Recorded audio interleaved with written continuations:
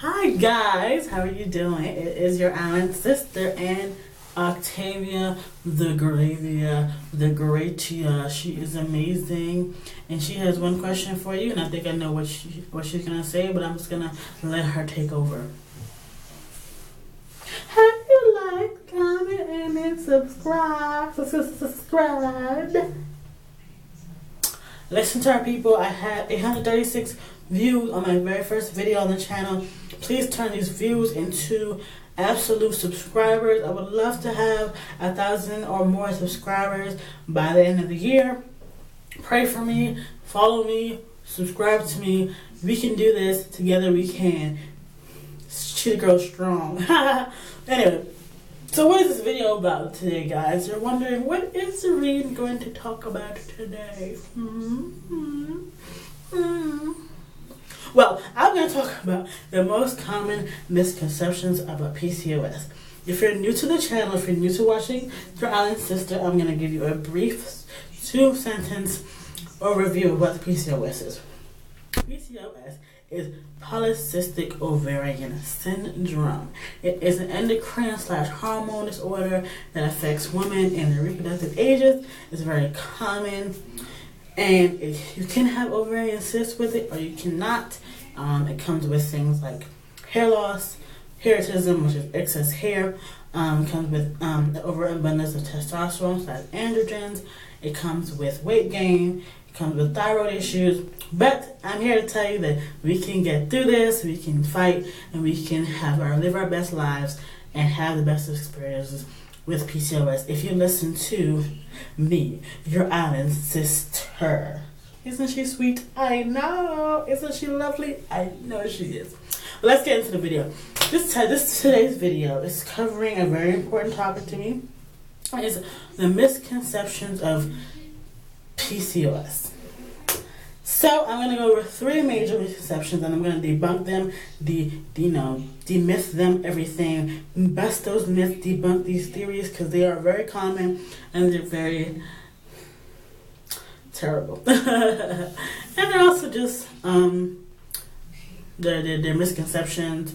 People get their ideas on something, and people get their kind of get stuck into it. It's misleading. It's misleading theories, and I'm here to tell you that, hey, don't get caught up into the hype. Don't trust the hype, sis. Don't trust the hype. Okay, let me get into this misconception before you guys are like, I'm gonna go to another video because she's taking too long to get to the point. Anyway, so my very first misconceptions that I want to talk about today, guys, is you have to be overweight to have PCOS. That's not true at all. There's something called lean PCOS. So what I would advise you to do is to look at the PCOS symptoms. Don't think about your weight. Think about the symptoms. If you are a smaller person and you're still exhibiting irregular periods, facial hair, overabundance of testosterone, things like that, please get your ovaries checked.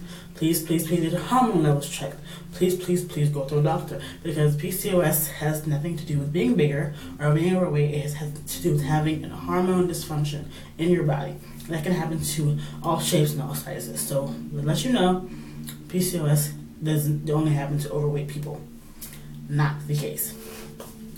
Misconception number 2. This is probably the most common, if not the absolutely as common one, is you cannot get pregnant or you cannot have a baby naturally with PCOS. There are many stories out there saying that you'll be infertile forever, you will have crazy amounts of miscarriages, you won't be able to carry a child. This is completely untrue.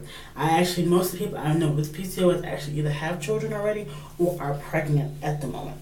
This means that it can happen to us spontaneously, because not like I told you guys before, not because you're not having your periods, meaning not ovulating. I mean, in pregnancy, just, if you're ovulating, you have a chance of getting pregnant.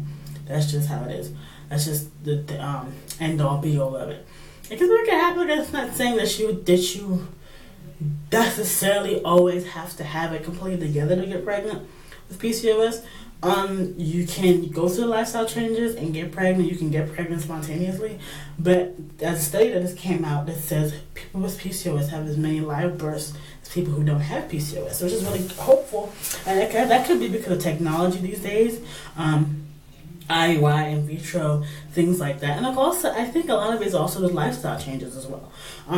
Going gluten and dairy free, drinking spearmint tea to reduce androgen levels, getting Ovasitol, ovulation testing for ovulation through the whole month if your period is not, you don't not seeing your period, or just, after your period, testing every day.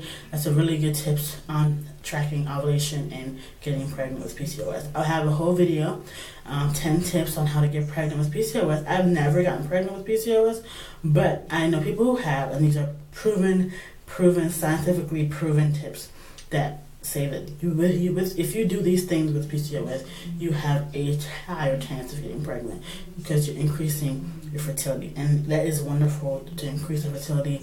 And don't worry about it, sisters. Every cycle, every woman, PCOS or not, has only a 30% chance of getting pregnant.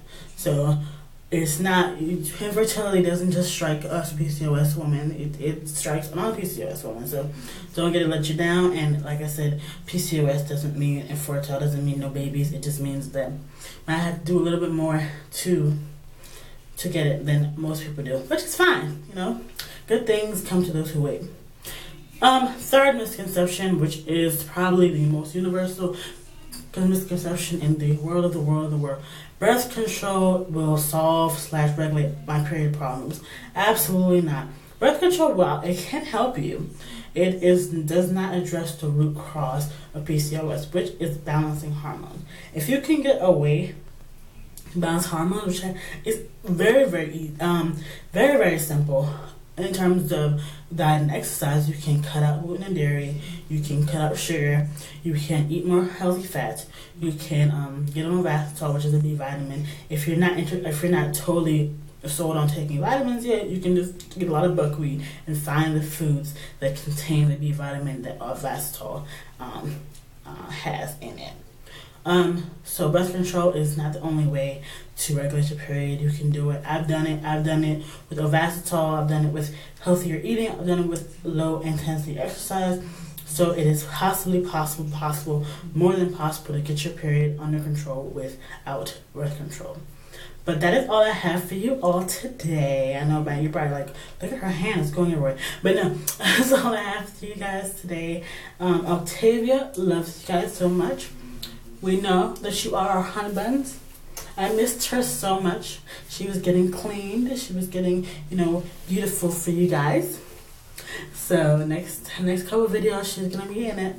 So stay tuned. Like I said, please subscribe. I know I'm getting a lot of traction for my PCOS journey video. Please turn that into more views on my other video. Please turn that into more subscribers. I'm so excited about how this channel is going to grow. Your island sister, she's healing, she's living, and she's loving you guys all. So have a wonderful day. I love you guys to life. Have a good one.